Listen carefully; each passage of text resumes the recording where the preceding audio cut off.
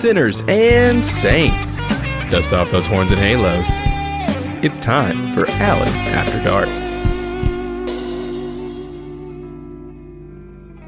Sinners, saints, bitches, whores, sluts, ass munchers, browbeaters, dildo riders, titty fuckers. How we doing? How we feeling? Are we feeling sexy? Are we feeling hot and horny and special and ready for a week of wild, frivolous fun? And what the fuck am I talking about? I don't know. I guess I'm a little rattled about, once again, something happening. You know, I've told you all before that I just seem to be some kind of magnet for all different kinds of people.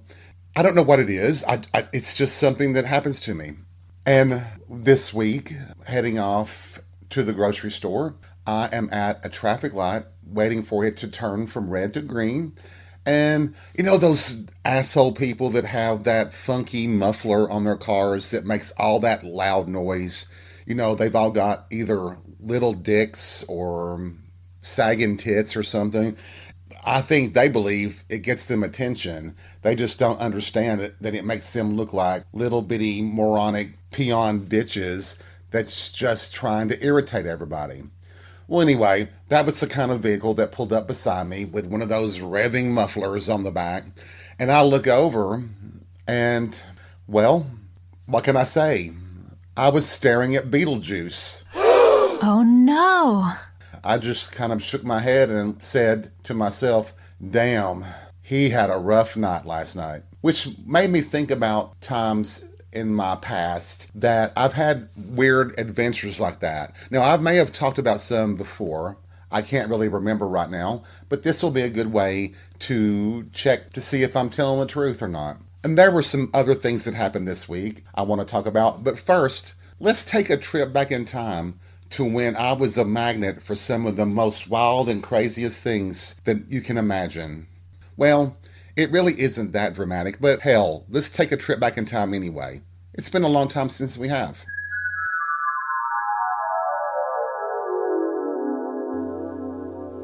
Many years ago, at a previous job, I got it in my head that I wanted to eat healthier. And I really wanted to have a healthy breakfast, not having all the good stuff that we have in the South, like biscuits and gravy and sausage, bacon, eggs, cholesterol, and a heart attack and stroke before 8 a.m. So I used to stop at the Kroger on the way to work every day, Monday through Friday. And I would get me one of those little plastic bowls of fruit to eat for my breakfast. One day, I go and get my bowl, and I go up to the register to check out, and that early in the morning, they only have one register open. This is back before self-checkout, and the cashier was sitting on top of the glass case that had the cigarettes that they sold, and he was reading a magazine. I'm standing there, staring at him as he's sitting on top of this glass case with his magazine beside him. And I wait, and wait, and wait, and finally I clear my throat to get his attention. He looks up at me and winks and says, "Just a second." I'm sorry, what? And I'm like, what in the actual fuck? So I was on the verge of taking the bowl of fruit back and just walking out. But unfortunately, how should we describe him? A gentleman came up behind me and was standing in line, blocking me from going back the other way. So I'm like, oh, well, what the hell? I know what you're thinking. Why didn't you just leave the fucking fruit bowl right there and walk right out? And frankly, at that moment, I just didn't think about it. I'm looking at the cashier, still sitting on top of that case, turning another page, licking his finger to do it, and the guy beside me is standing there, almost shoulder to shoulder to me. He starts mumbling, Friday. Friday. And I'm like, okay. I finally just say, excuse me, sir, can you hurry up and check me out? I am running late for work. With a huff, he finally comes up and checks me out. I give him my $4 and I'm out the door. Oh, But the guy that was standing in line with me apparently was just standing there because he had nothing to purchase. So guess who's following me as I go out to the parking lot? Yep, you guessed it. So it was a mad dash to my car, getting in and locking the door and trying to peel out of the parking lot to keep this guy from chasing me.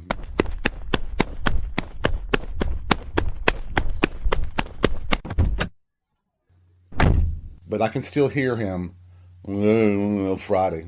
I have no clue what that means, but, a fact. Use it as you wish. There was this one time when I was supposed to meet my boss at one of our city's best restaurants at the time for dinner. And of course, he was notorious for getting lost and just always being late. So I'm standing outside the restaurant waiting for him. And I happened to notice a man who seemed to be pulling a rocking horse behind him. He had it sort of like on a leash. It was making all that noise, grinding against the sidewalk as he was pulling it. And I thought, well, this is different. Anyway, I'm standing there and I'm pretending to look at my phone and trying not to pay attention and look at the guy, because if you look at someone, they tend to want to approach you. Of course, the luck that Alan has, he comes right up, stands right in front of me, looking right at me. And he says, "Would you watch my phone?" And I reply, yeah, sure. And he kind of nods and walks on, pulling his leashed rocking horse on down the street with him. That's when I decided to go inside and wait for the boss. Just a little bit scared there. A trucking company had this great big Christmas party in one of the fancy hotels downtown, and I was invited to attend. So I pull into their parking lot to go in. It's a cold night in December. And as I'm getting my door locked, all of a sudden there's a man standing there in this brownish coat, full-length coat. And I could tell that he was most likely homeless. And he's holding a paper bag, and there is definitely something in it. And he says to me, "You want to see what's in my bag?" And I'm like, no, because I just knew it was something like a dead cat or something. So I run across the parking lot and get into the building as fast as I can. That was scary. I really did think that I had an intimidating look, but obviously I don't, because I get things like this happening to me. I get stalkers, I get lunatics. I just get crazy all around me. And that can be quite frustrating if you're not used to it. I guess I should really grow to expect it now, shouldn't I? I mean, I should have learned after all these years of it happening that it's going to keep happening. I guess at least I can be happy that no one tried to jump out in front of the car. Beetlejuice actually had a car, so... Oh, what if I was just looking in the reflection in my window? Maybe I saw myself. Jesus. This may come as a shock to a lot of people, but the city where I live, we still have a mall. Shocking, huh?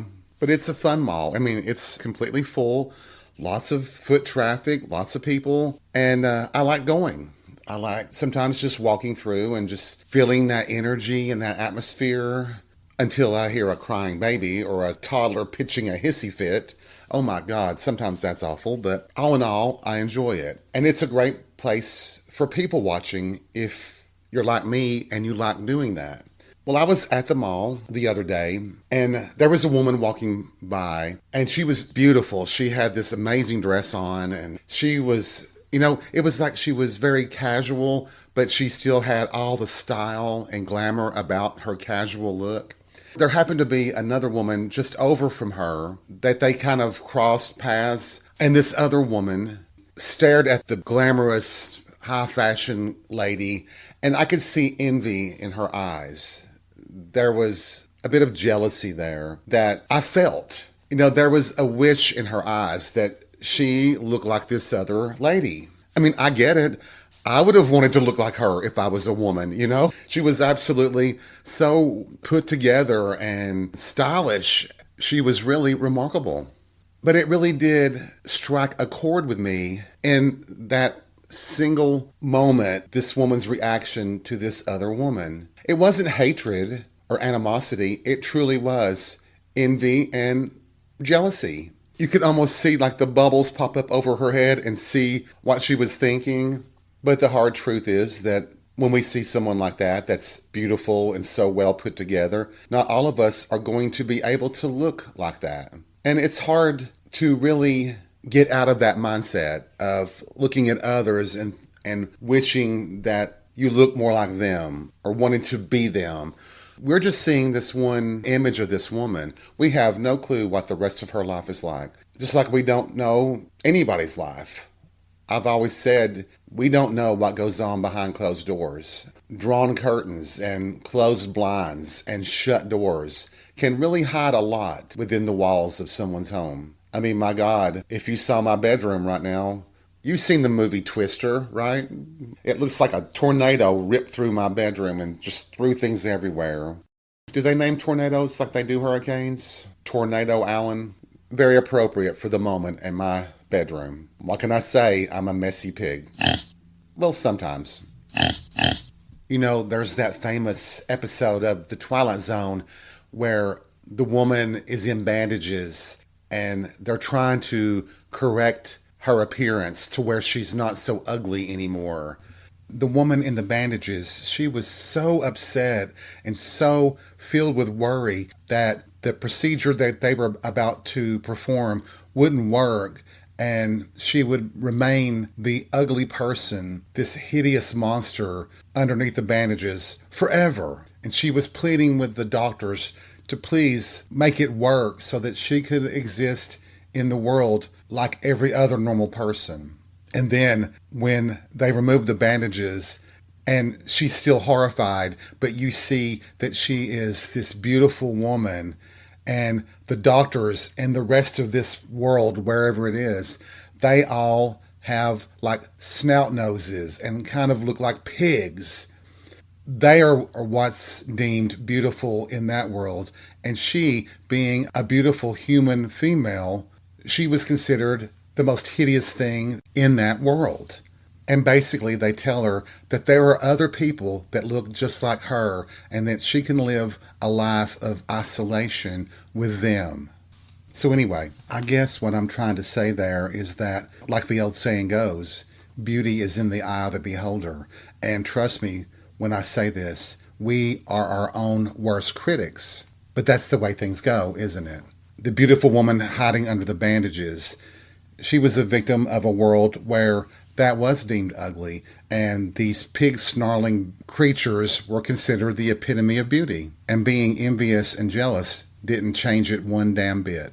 But it does make you wonder sometimes, doesn't it? How do certain people make it big in Hollywood when they don't have Hollywood looks? I mean, there are several actors that, to be quite honest, aren't physically attractive to me, and I think they're not attractive to a lot of people. But they somehow managed, I guess through charisma and their talent, to still have a pretty good career throughout their life. But not everybody is so lucky. And I'll be honest, I'm as jealous and envious as anybody else in the world of people that are very attractive. And I do believe, please correct me if you think I'm wrong, and I'm sure many of you will, but it feels like people that are really beautiful or really handsome have a leg up on the rest of us. They can have doors open for them that some of us have to work harder to get those doors to open. I do believe that in a job interview, it's just human nature, if someone is very attractive, that they might have an advantage. But also, that can backfire. Sometimes the envy and jealousy is so strong that people would purposely not give a very attractive person the job. And that's not fair either. A person's appearance shouldn't be a consideration necessarily for certain jobs. Don't you agree? I know that most businesses, especially those that serve the public, like restaurants or movie theaters and so on, they would have dress codes, certain requirements that would be totally legal. You can't just, like, for example, how do I explain it? I think if you were an owner of a restaurant, you wouldn't want servers who had swastika tattoos on their forehead. And that's perfectly fine. The rule for that restaurant would be no face tattoos are allowed. But I would have a particular loathing of anyone who would have a Nazi swastika on their head. That would be quite disturbing. It really does limit your job options, doesn't it? But you get what I'm saying. There can be requirements that, like, a certain factory might require you to be able to lift and carry 50 plus pounds. If you can't do that, then obviously you can't qualify for that job. Just like if you were going to a law firm and the law firm is hiring a new attorney, you have to be a lawyer. You have to be qualified with your education, your background. You can't go in and say, well, I was a chef for the last 20 years and now I want to be a lawyer. It's not going to work. But that's what it should be based on. It really shouldn't be based on your looks, but we know how superficial many of us are. And you could be a victim either way in such a situation. You could be too pretty and people don't want you. And you could be the opposite and they judge you harshly for not being attractive. I may have told you all years ago, the president of this small company that I was working for, the bastard actually said out loud, I don't hire people that are too attractive because it's just a distraction for everybody. And I was just like, what the fuck, you asshole? And of course, with him being the president, you really don't give him much lip. But you just wanted to say, why don't you look in the damn mirror yourself, you little bitch? You think you're attractive? You're not. You think your money makes you attractive? And it did. But money's only skin deep, too. Right? Oh, sorry, sinners and saints. I am having a cocktail as I'm thinking about what we're talking about. And it's starting to piss me off a little bit. Oh, excuse me. That's good stuff. I can't wait for happy hour today, but I am looking forward to it. Hopefully I won't have someone who looks like Beetlejuice unless they're doing it on purpose. You know, I expect to run into a vampire or two, but who knows? None of us really know. I mean, that's the excitement of going out to a bar or a club, is that the story isn't predictable. Anything can happen on any given night. Now, granted, a lot of times it can be just the typical situation with your friends, but we use that to catch up on the week. You know, sitting around the bar, having cocktails, a couple of shots, ogling Alex, our bartender, because he's so fucking cute. But there can always be wild cards that change the dynamics of the night. It can take the plot into a totally different direction. You never know who's going to come through that door. It could be Mr. Right. It could be Mr. Wrong. It could be the San Francisco 49ers or the Atlanta Braves. You never know. And hopefully some of them will want their dick sucked. Or maybe it'll be a Marine or a sailor or someone in the military. Ted Hunt, get in line, boys. Line forms to the left. Oh, yeah. Ooh, maybe Jordan Brant will come walking in. Or Russell Tovey. Oh, hell yeah. That'd be hot. I would say Henry Cavill, but you're all getting tired of me talking about him. You know, Damian Cross played Superman in a porn once, and that was fucking hot as hell. I like Damian Cross. Jesus Christ. Sean Xavier. Look him up sometime. Jesus Christ. Huge dick. He tops, he bottoms, he does everything. Oh, he is a naughty, hot boy. I'm telling you. Jesus Christ, he's hot. Oh, Lord, here we go again. Any one of them could come into a gay bar. You never know. I miss the good old days when the bars would have strippers, and some of them would be famous porn stars. Oh, it was great. But there's so many goddamn stupid laws in Tennessee now. You know that in bars in Tennessee, a man could take off his shirt, but you'd have to cover the nipples. You'd have to wear pasties. I just think that's one of the stupidest things ever. But it's, once again, it's just these holier-than-thou right-wing Republicans trying to suppress any notion of sexual freedom in this state. They really do try to impose a theocracy here. It's really ridiculous. If they could shut down every gay bar, they would try their best to do it. Fortunately, all the big cities, like it is almost everywhere, are Democratic cities. They're run by members of the Democratic Party. And at least on the basic level, gay people have more freedom in the cities than they could anywhere else in a state, especially here in the South. That's why I never understood their thinking on prisons. I think if people took the approach that prison turned men gay, they would rethink how to punish people. Unfortunately, they might go to the more extreme and say, well, if you turn gay in prison, we'll just execute you then. Yeah, that's how petty they are and how devoted they are to keeping control of this state, even if it means using theocratic measures of a dictator, one-party rule, something like that. Jesus. I do believe part of it, though, is that politicians, especially on the Republican side in this country, they tend to be ugly, hideous creatures, and their stance on morality, especially when it comes to sexuality, is because they despise anyone who is enjoying life more than they are. They're not getting the praise of being beautiful or sexy. They're not getting all the hot chicks or the hot guys, depending on what they're into. I do think that that's a factor. I think that's a factor in a lot of things. So I guess in a way, I am pretty much supporting the beliefs that Freud had about our psychology and the way we look at the world and people, that there is a jealousy over someone who is very sexy. And a lot of times they will lash out in these types of ways. It makes them angry that men could make money taking off their clothes because they're so attractive. I mean, is it really about morality or is it really about jealousy? If you ask me, I think it's jealousy. Jealousy is a very ugly thing, Dorothy.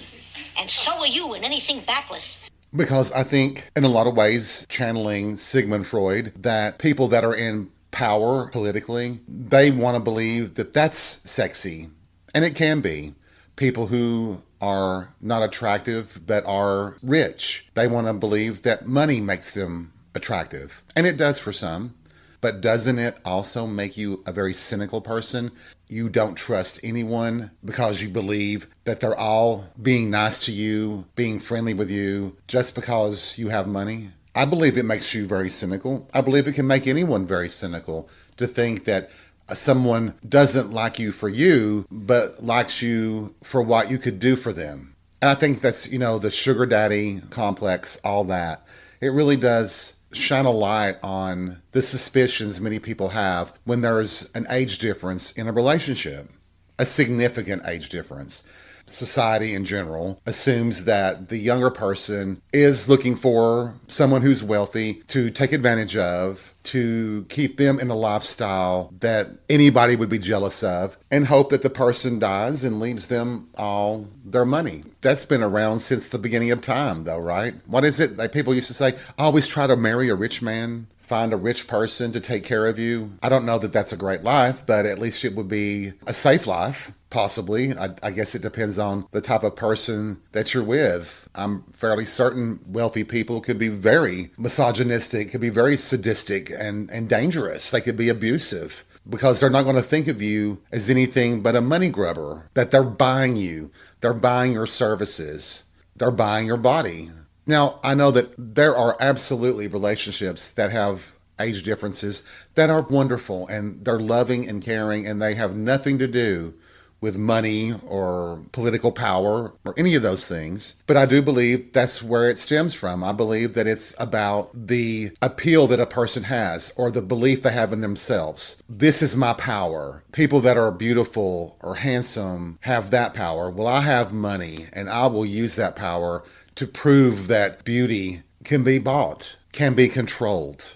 Well, this took a really negative turn, didn't it? Really dark there, isn't it? Lord of mercy. I just want, personally, for all of us to be happy and not have to think about being fat or ugly or pretty or stupid. I mean, let's be honest. The grass isn't always greener on the other side of the fence.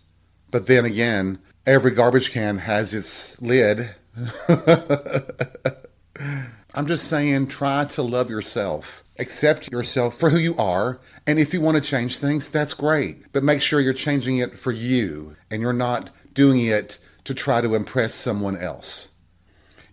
That's where I think all of us stumble. I think we all have that issue. We always see our own faults more succinctly than anybody else does. We know our flaws and our issues. And because we're so sensitive to our own flaws and issues, we think that everybody else sees those too. It really is what the cosmetic industry does when it comes to their promotion.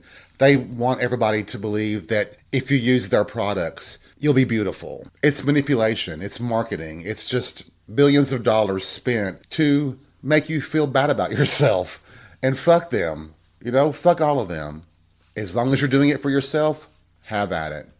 But if you think you're going to land Henry Cavill because you wore certain makeup or did a hairstyle that he likes or wears the clothes that he likes or even looks like his girlfriend, probably not going to happen. I wonder if there are people that actually will go that far. If they were so in love with a celebrity that they would have plastic surgery to make themselves look like that star's partner, husband, wife, whatever. That'd be really scary, wouldn't it? Jesus, that's really Dr. Frankenstein level, isn't it? Hello, Hannibal Lecter. Would you bite my face off so I can get another one? Why am I laughing? Must be the vodka. I guess the old saying is true. Time flies when you're a bitter-ass bitch. But I've had some fun today. I'm a little horny thinking about all those porn stars and Henry Cavill. I didn't even bring up Jensen Ackles this week, which is a shock. Actually, I haven't brought him up in quite a while, have I? He's hot. Anyway, I hope you've had fun. I've had fun. And always remember, take life by the balls and be real. We'll see you soon.